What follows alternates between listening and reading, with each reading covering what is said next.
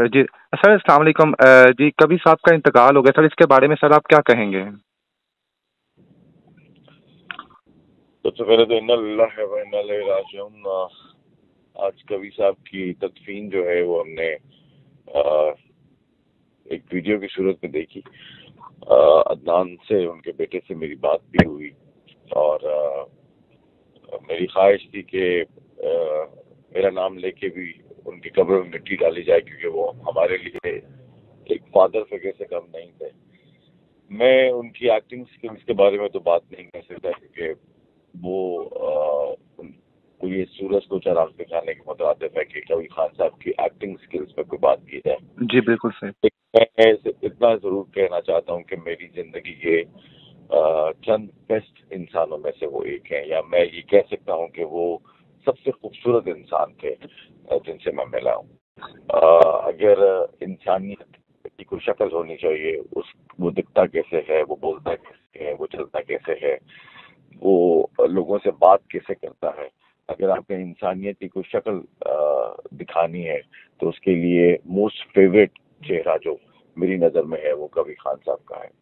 एक भरपूर जिंदगी माशाल्लाह वो गुजार के गए हैं और उनसे बेपनाह दफा बहुत कुछ सीखा, बहुत इनके साथ काम किया। उन्होंने हमें चलना सिखाया, उन्होंने हमें एक्टिंग में बोलना सिखाया, उन्होंने हमें कॉन्फिडेंस दिया। तो ये वो तमाम एहसानात हैं जो कबीर खान साहब ने मुझ जैसे और मेरे जैसे न जाने कितने एक्टर्स को उन्होंने दिए।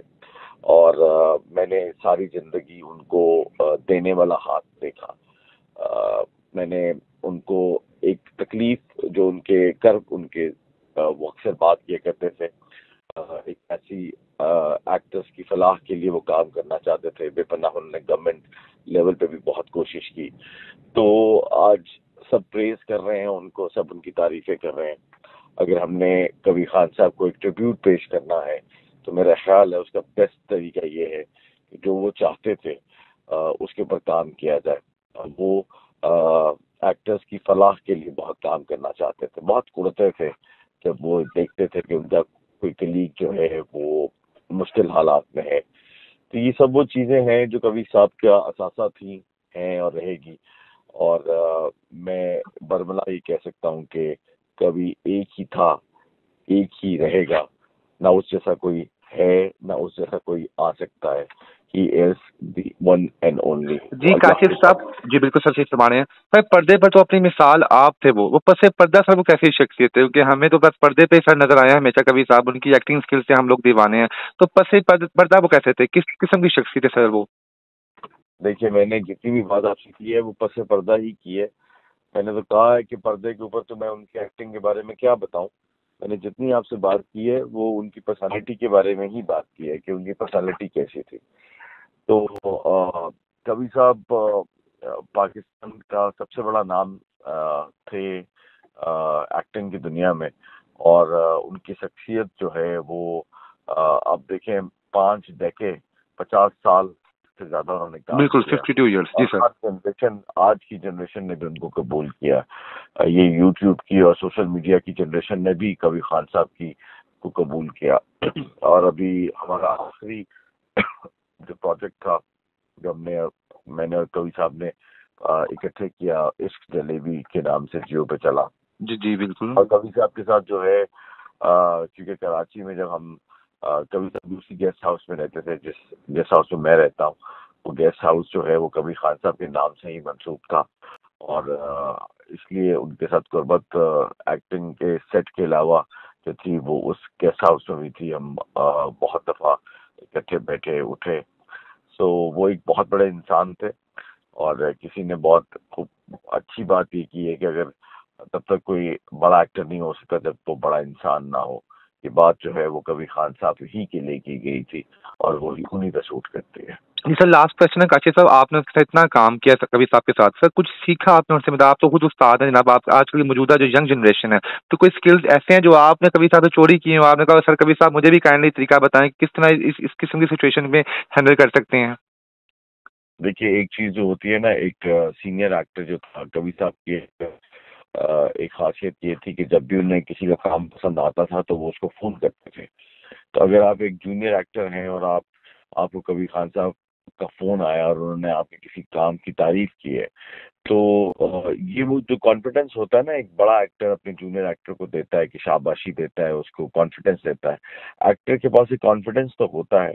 और मेरा ख्याल है कि कबीर खान साहब ने अपने जूनियर एक्टर्स को जितना जो जो सबसे ज्यादा बेहतर चीज दी, वो कॉन्फिडेंस था, जो किसी भी एक्टर के लिए चाहिए होता है। जब भी आप किसी बड़े एक्टर के साथ काम करते हैं, तो वो जो आपको एक कंफर्ट जोन देता है। कुछ एक्टर सीनियर ऐसे होते हैं जो आपको टफ टाइम देते हैं, लेकिन कुछ ऐसे देते होते हैं जो आपको लेके चलते हैं और आपकी नर्वसनेस को कम करते हैं। तो ये सारी चीजें कबीर खान साहब के अंदर जो है वो थी। और आज मैं वो वीडियो देख रहा था कनाडा के उस नमाज जनाजा में, जहाँ पे कबीर साहब की नमाज जनाजा अदा की गई है। वो खचाखच भरा हुआ था, वो पूरी की पूरी मस्जिद जो है।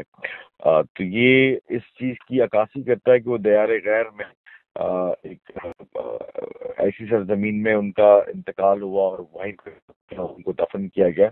लेकिन फिर भी ये उनकी मोहब्बत और उनकी वो शख्सियत का असर था कि तमाम लोग जो है वो आए, और सख्त मौसम में आए। आपने देखा कि बाहर बहुत बर्फबारी भी थी, और मुझे ये देख के बहुत खुशी हुई कि मैं ये चीज महसूस कर रहा था कि काश हमें मौका मिलता कि हम अपने कबीर खान साहब को हम कंधा दे पाते, लेकिन उनको लहद में उतारते। लेकिन जो किस्मत में मंजूर है, ये हमें मौका नहीं मिला। लेकिन अब जुम्मे वाले दिन उनके घर में के पास जो है गार्डन टाउन में उनकी जो मस्जिद है, उसमें गायबाना नमाज जनाजा होगी।